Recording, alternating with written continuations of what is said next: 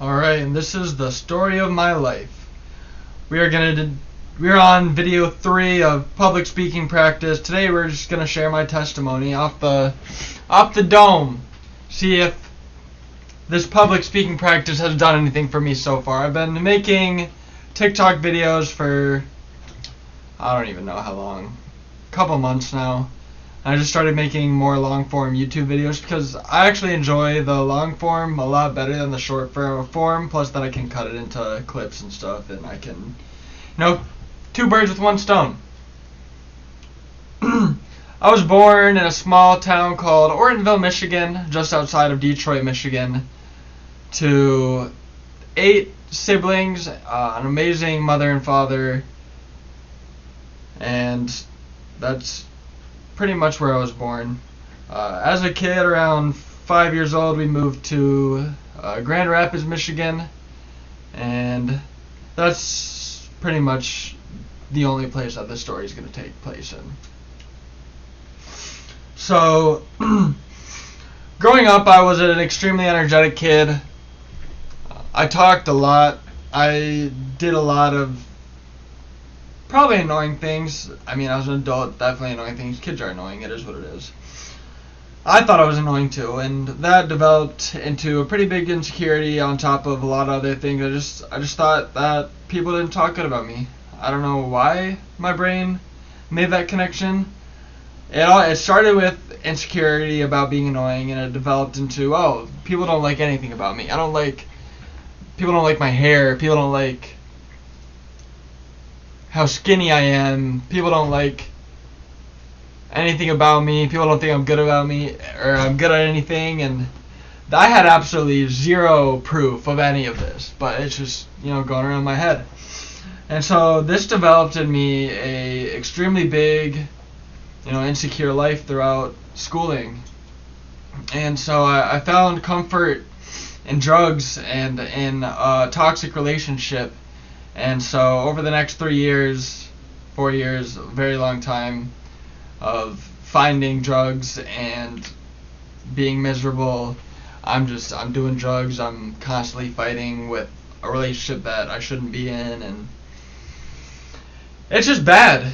So a couple years go by dating this girl, and she breaks up with me, and I'm like, alright, what do I do now? I gotta move back home, I've gotta go find a new job, because I gotta move back to a different city.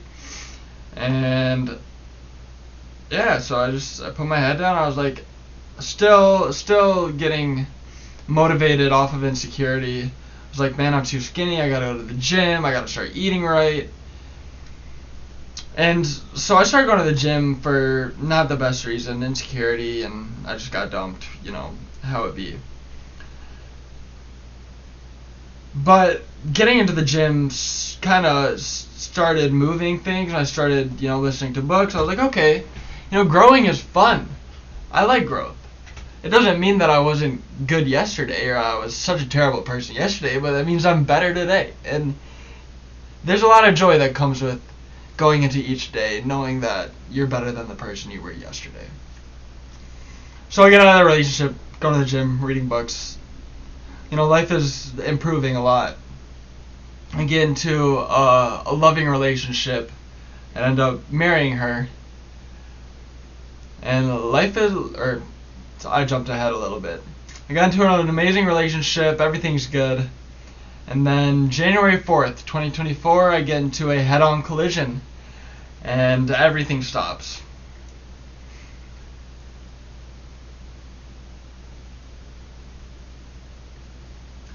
So, it would have been so easy for me to be like, why even try? Like, I tried so hard, everything was getting so good, and boom, it's done. But, part I forgot to mention is I started getting into my faith a few months before my car accident. I started realizing that there's something else out there, that we're not alone in this world. I started researching different religions, ones that I wasn't necessarily growing up around, and I ended up landing on a prayer of a religion that I was around a lot as a kid, but it was called the Serenity Prayer, and it goes, God, give me the serenity to accept the things I cannot change, the courage to change the things I can, and the wisdom to know the difference. I have a journal entry on November 11th, 2023, so about 2 months before the car accident. I said, I found this prayer. I'm going to say it every day. I don't know why, but I'm going to do this. So when I woke up from my coma, the first thing that came to my mind was, God, give me the strength to accept the things I cannot change, the courage to change the things I can, and the wisdom to know the difference. I said, God, I know that I can't choose to leave this hospital. I can't choose to get up and walk away. This, I accept it. But I know that I have the power to make the most incredible recovery if I put my mind to it. And so every single day, I wanted to do more and more and more. They'd be like, you can't do that yet. I'd be like, no, let me do it. There's one situation where they were getting ready to move me to a rehab hospital, Mary Free Bed, one of the most incredible rehab facilities in the entire United States.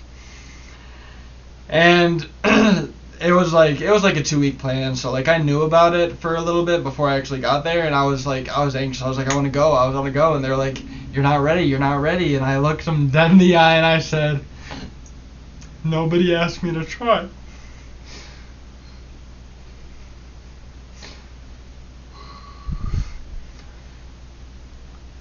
I did not think I was going to get this emotional during this, but and that's kind of what's been, driving me ever since. Is I asked me to try. I'm trying for me. No one else needs to ask me to try. I'm in the situation that I'm in, and there's things I can do to get out of the situation if I don't want to be in it, and I'll do that. And if it doesn't work, at least I tried. So after getting out of the hospital, I started getting into the faith more and more. I mean, typical, right? Someone almost dies and suddenly they're like, oh, God's real.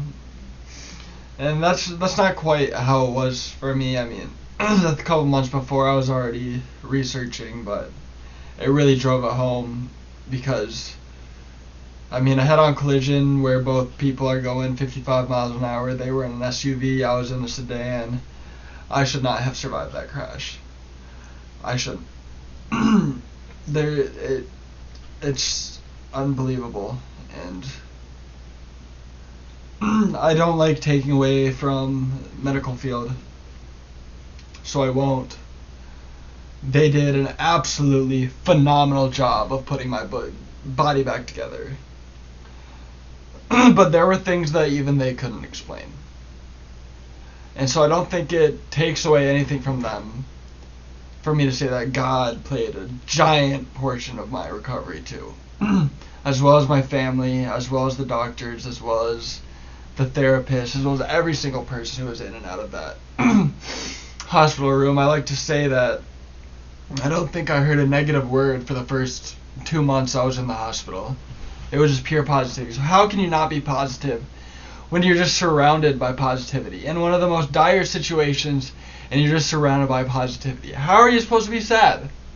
Like, yeah, you can be in pain, you can be struggling, but like, having a sadness is a state of mind.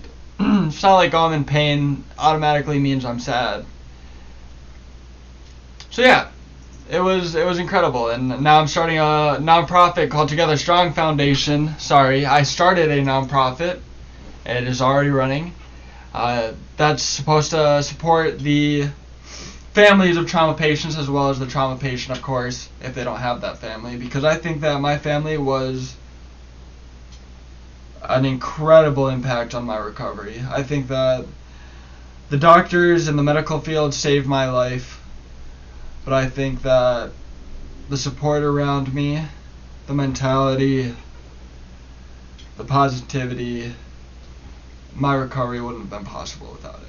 The mental state of recovery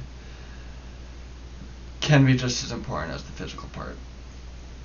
So I get out of the hospital. So I got stuck on that part for a little bit. I start, going to church with my mom. I find my own church that's pretty close to me and start going there. And the first couple services all brought me to tears. It's incredible when the feeling of being filled with the Holy Spirit. It's such a weird feeling. Was being filled with life, believe that you can do anything. And like, it wasn't like I was crying because I'm sad. There's a lot of things now that definitely bring me to tears that isn't even necessarily sad. Like, I definitely have an uncomfortable acceptance of death. You know, everyone dies, it's okay. Might as well use the most of this life that I have. It's a short time, you know. 100 years sounds like a long time, but it's not. So now I just spend every day thinking about, or you can spend every day thinking as much as you want. You know, I've gotten better at setting goals. My goals are much less self-fulfilling and much more for other people. And that's improved my life tenfold, and everything's good. I'm at the best spot I've ever been in all my life. And I've gone through so much life in the past couple of years, and it's incredible. And I just want to keep living it every single day. How blessed am I to be tired from the work I prayed for.